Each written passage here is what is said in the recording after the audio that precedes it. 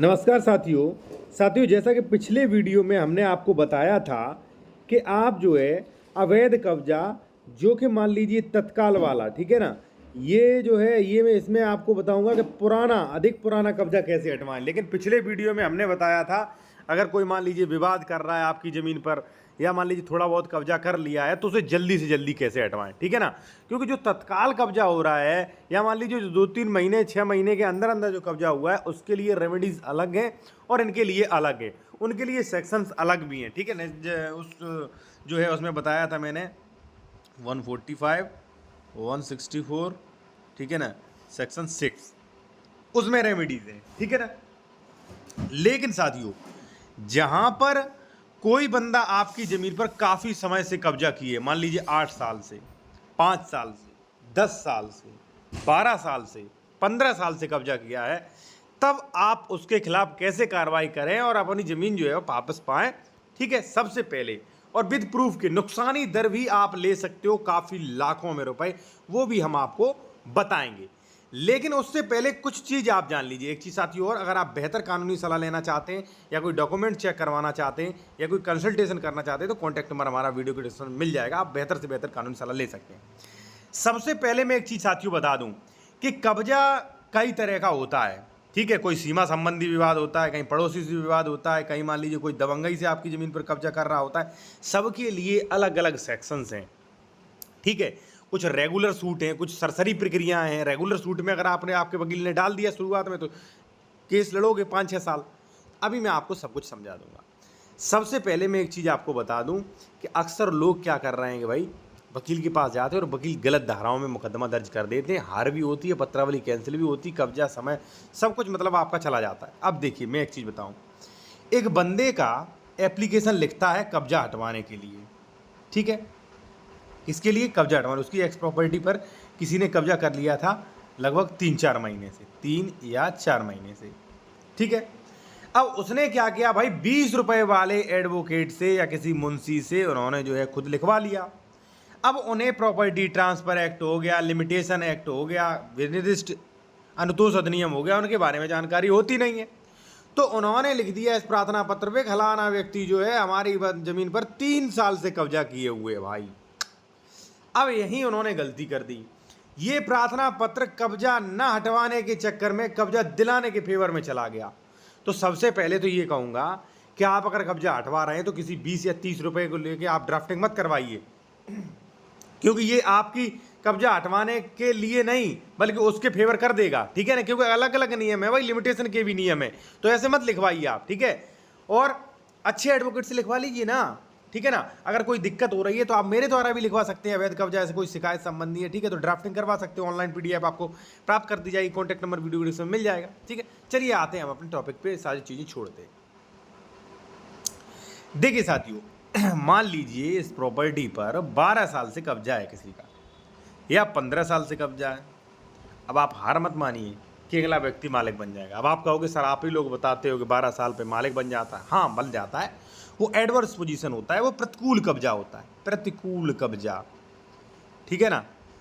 अब मान लीजिए कोई बंदा जो है वो 12 साल से या 15 साल से आपकी ज़मीन पर कब्जा किए, बिल्कुल निश्चिंत रहें, आप कब्जा हट जाएगा। कैसे हटेगा? मान लीजिए ये बंदा कब्जा किए ए,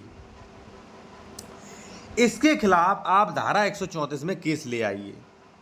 पहले तो प्रशासनिक कार्रवाई करिए, अन्य सेक्शन में कार्रवाई करिए। नहीं हट रहा है तब 134 में आइए, डायरेक्ट 134 में मत आइए, ठीक है ना। कई वकील डायरेक्ट 134 में आ जाते, हम रिकमेंड नहीं करेंगे आप, ठीक है।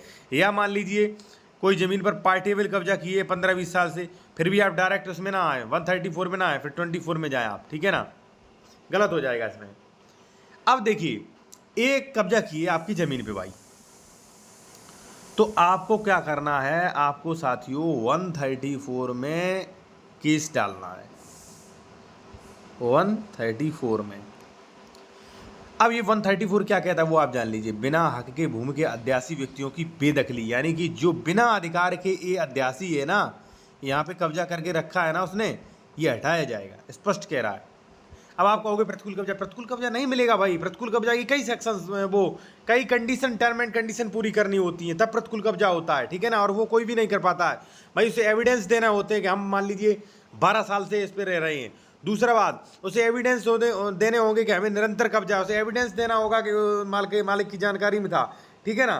तो कई चीज़ें होती हैं, वो दे नहीं पाएगा, ठीक है, तो इसलिए कब्जा साबित नहीं होगा। ये होता था पहले जब लोग जानकार नहीं थे, ठीक है ना, तब होता था। अब हम जैसे यूट्यूबर्स हैं, एडवोकेट्स हैं, वो आपको जानकारी दे देंगे, भाई इससे जो है इसमें केस कर दीजिए, कभी नहीं बन पाएगा मालिक, ठीक है ना।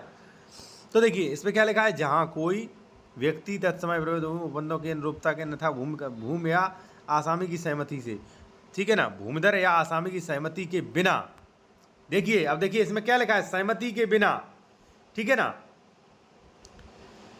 किसी भूमिधर या आसामी की जोत अंश किसी भूमि पर कब्जा कर लेता है या रखता है तो ऐसी संबंधित भूमिधर आसामी के वाद पर बेदखली का दायी होगा, यानी कि बेदखली के लिए वाद ला सकता है। अब देखिए मैं थोड़ा और समझा दूं आपको। मान लीजिए ये प्रॉपर्टी है, मैंने क्या बताया था, एक कब्जा की है तो एक को साबित करना पड़ेगा प्रतिकूल कब्जा है।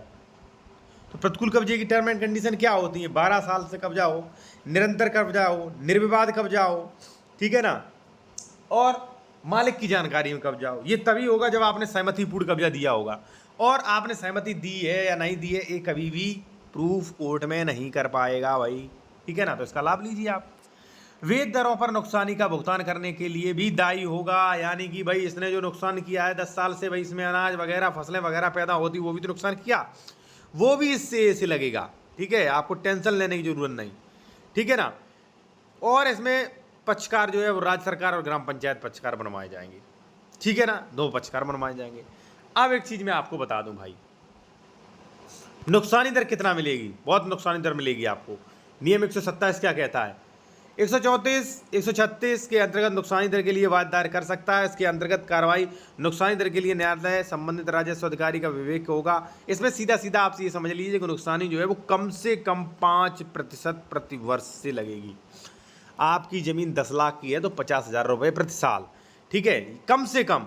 अधिक से अधिक 10% भी कर सकता है। अगर मान लीजिए आपकी ज़मीन कहीं 1 करोड़ की हुई तो 10 लाख रुपए प्रति वर्ष, और 10 साल से कब्जा है तो 1 करोड़ रुपया उसे देना पड़ेगा, हर्जाना के तौर पे पड़ सकता है देना, ठीक है, वरना हर्जाना तो देना ही पड़ेगा भाई, ठीक है ना। अब देखिए मैं आपको एक चीज़ बताऊं, अब आप कहोगे सर आपने बता दिया, बहुत अच्छा किया, अब कुछ दिनों बाद आप ये वीडियो बनाओगे कि किसी ज़मीन पर कब्जा है उस पर मालिकाना हक कैसे लें। भाई जो कानून है वो मैं बताऊंगा भाई, ठीक है ना, कानून है, कुछ आदेश हैं, वो मैं बताऊंगा ना भाई। अब देखिए ये तो मैंने बनाया 134 के बारे में कि अवैध कब्जा है तो इसे बेदखल कैसे करें, ठीक है ना।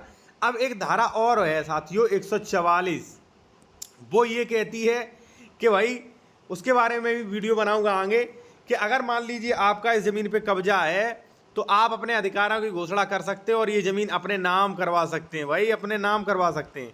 अब आप कहोगे एक तरफ बताते हैं अवैध कब्जा कैसे हटवाएं, 12 साल पुराना, एक तरफ बताओगे आप कि 12 साल से अधिक कब्जा है तो वो ज़मीन अपने नाम कैसे करवाएं। भाई क्या करें, कानून में प्रोविज़न किया गया तो मुझे बताना पड़ेगा। 134 ये कहती है कि अत्याचारी की बेदखली, 144 कहती है कि जो बंदा काबिज है लंबे समय से, ठीक है ना, तो वो अपने अधिकारों की घोषणा भी कर सकता है। अब जब भी 134 का आप दावा करते हुए विपक्षी पार्टी 144 में चली जाती है भाई, ठीक है ना। तो यही कहना चाहूँगा। बाकी देखिए क्या है कि आप बेहतर कंसल्टेशन कर सकते हैं, ठीक है ना, जिससे आपको सही वे मिलेगा। अब कई लोग क्या करते हैं, कई एडवोकेट जो है वो गलत धारा में कर देते हैं।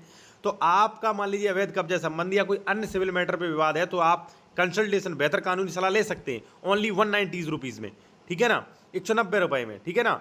डॉक्यूमेंट्स भी चेक करवा सकते हैं। तो कॉन्टैक्ट नंबर वीडियो के डिस्क्रिप्शन में मिल जाएगा साथियों। इसी के साथ धन्यवाद।